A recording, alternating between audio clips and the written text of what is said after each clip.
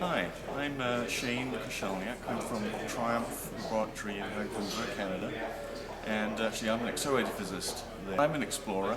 You're an explorer. I think as a species, humankind, we're all explorers. We're always somewhere else we want to go. We all started in Africa and now we're all over the world. So thinking about that theme, of course, the New World in some sense was discovered by Columbus and Amerigo Vespucci in boats, but we didn't stop there. So that was like a frontier. It was a discovery period for the continent, but after that we had to go in on foot and explore on horse, on footback, on foot, I say here. So the Spaniards went on foot into the Americas, of course Champlain into Canada, and so we looked around in detail at the continent to understand what riches it had inside.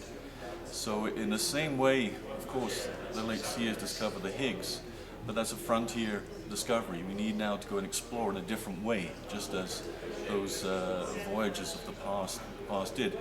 But there's a difference actually for that metaphor, because of course Columbus and company, they were lost. They thought they were discovering India, but in fact they weren't. But in our case, the Higgs, we predicted the Higgs roughly where it would be, so we know we're on the right track.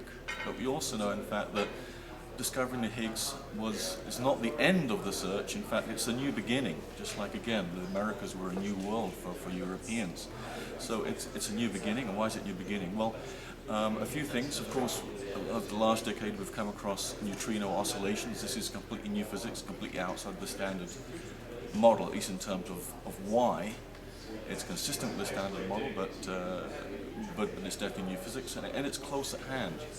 The same with the Higgs itself. I mean, the Higgs is in some sense the lightest Higgs it could be.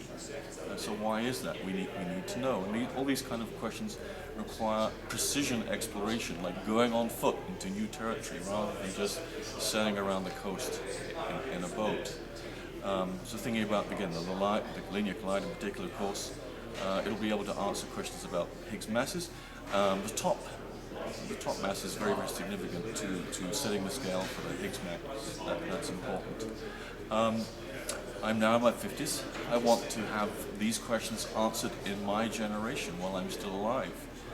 There's only one machine that we know how to build right now, and it's the linear collider. We could have started building it perhaps 5 years ago.